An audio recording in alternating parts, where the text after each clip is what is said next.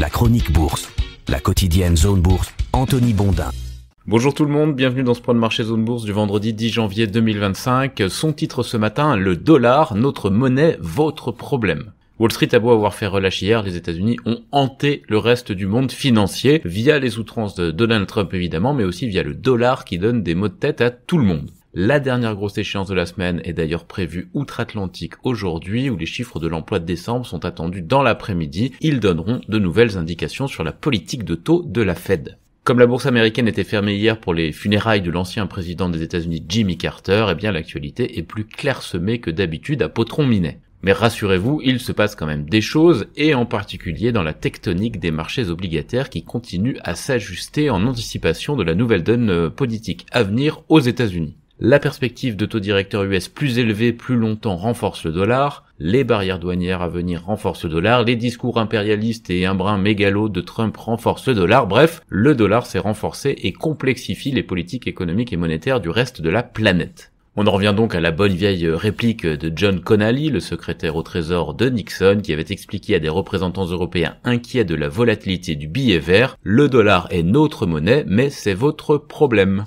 Les dégâts les plus directs concernent les économies émergentes qui sont confrontées à la hausse de leurs coûts de financement, à la fuite des capitaux et à l'accroissement de leurs coûts d'importation, donc de leur inflation. Les problèmes, ils se reflètent aussi sur les marchés actions de ces pays qui viennent d'ailleurs d'entrer en phase de correction. L'indice MSCI marché émergent perd depuis hier plus de 10% par rapport à son dernier pic, il datait de septembre 2024, et une baisse de 10% par rapport à un pic, c'est la définition technique d'une correction de marché. C'est un événement qui se produit relativement régulièrement, mais qui est quand même un signal négatif. La situation pèse aussi sur l'économie chinoise. Pékin n'avait pas montré beaucoup de zèle ces dernières années à empêcher le yuan de glisser, histoire de maintenir une compétitivité forte à l'export, mais les choses semblent désormais aller trop loin pour les autorités qui rétropédalent face à une glissade qui devient préoccupante. La Banque de Chine a annoncé il y a quelques heures l'arrêt temporaire de ses achats d'obligations d'État. C'est une décision qui est étonnante et assez inattendue. Officiellement, elle a été prise à cause d'une offre insuffisante, mais tout le monde a bien compris que c'est avant tout pour contrer la baisse du yuan. À court terme, la mesure porte évidemment ses fruits. Elle permet aussi aux rendements obligataires chinois de remonter un petit peu après avoir touché des niveaux planchers.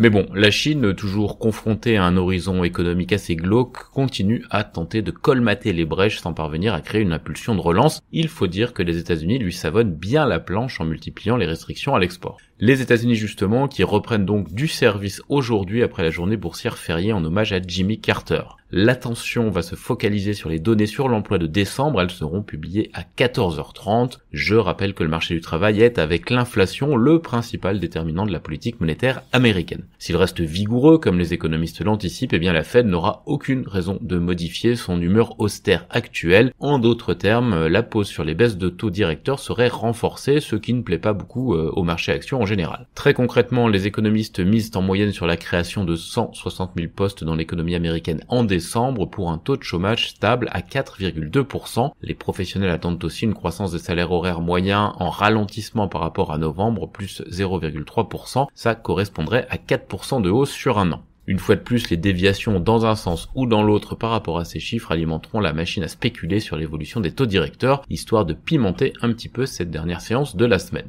Une fois l'étape des chiffres mensuels de l'emploi franchie, les investisseurs auront tout le loisir de se tourner vers les premières publications de résultats annuels de grandes entreprises. Comme d'habitude, ce sont les grandes firmes de Wall Street qui lanceront le bal, c'est prévu à partir de mercredi prochain. On aura en l'occurrence les trimestriels de JP Morgan Chase, Wells Fargo, Goldman Sachs, BlackRock et Citigroup, rien que ça. Côté Asie-Pacifique ce matin, eh bien la semaine se termine plutôt mal. Le Japon perd 0,9% pour une troisième séance dans le rouge. La Chine enquille elle aussi une nouvelle baisse, c'est la 6e en 7 séances depuis le début de l'année. La Corée du Sud, l'Inde et Taïwan limitent leur repli à 0,2% et en Australie, Sydney recule de 0,4% mais termine la semaine en hausse. Les indicateurs d'annonce européens, eux, ils sont légèrement baissiers à l'heure où j'enregistre.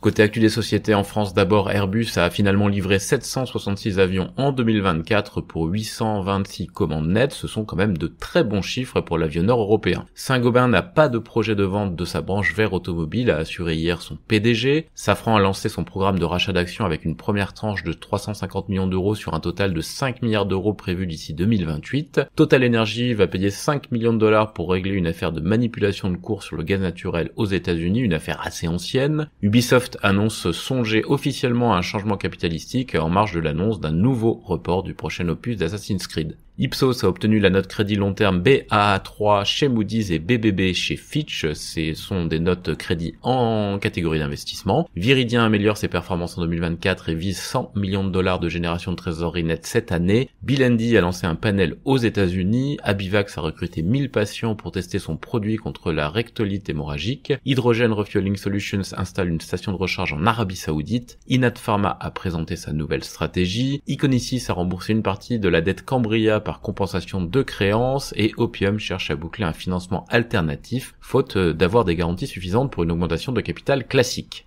En Europe, BBVA a modifié son OPA hostile sur Banco de Sabadell. La banque vise désormais le nombre d'actions qui lui permettrait d'acquérir au moins plus de la moitié des droits de vote effectifs au lieu de 50,1% du capital. Delphine, le holding de la famille Del Vecchio, a augmenté sa participation dans Banca Monte dei Paschi de 3,5 à 9,8%. Volkswagen vise à réduire les coûts salariaux à long terme grâce à une nouvelle structure salariale. Plusieurs entreprises ont exprimé leur intérêt pour un éventuel partenariat ou un rachat de la division marine de ThyssenKrupp. Wahoo's Depot a racheté l'ancien site Renault de Vilvoorde pour 100 millions d'euros. Holcim a nommé son président Jan Jenisch au poste de PDG et de président de sa filiale nord-américaine. Ambu relève ses prévisions et Shell et Chevron lancent la production de la plateforme Whale dans le golfe du Mexique. En Amérique du Nord, Nvidia a critiqué le projet de l'administration Biden d'imposer de nouvelles restrictions sur l'exportation de puces d'IA. Kroger va payer 110 millions de dollars pour mettre fin aux poursuites engagées par le Kentucky concernant l'épidémie d'opioïdes. Clear Channel Outdoor a vendu son segment Europe du Nord à Bauer Media pour 625 millions de dollars. Tani Romo, la directrice financière de Southwest Airlines, prendra sa retraite le 1er avril. Et côté publication du jour aux États-Unis, on a Constellation Brands, Delta Airlines et Walgreens Boots. En Asie-Pacifique et ailleurs, Apollo pourrait investir 9,5 milliards de dollars dans le rachat de Seven & i par son management selon les infos de Bloomberg, et l'entreprise chinoise Zijin Mining est en pourparlers pour acquérir une participation majoritaire dans Zhanghe Mining. Enfin, TSMC a publié ses derniers chiffres de vente trimestrielle. Voilà ce que l'on pouvait dire ce matin en préouverture. Excellente journée à toutes et à tous et un très bon week-end.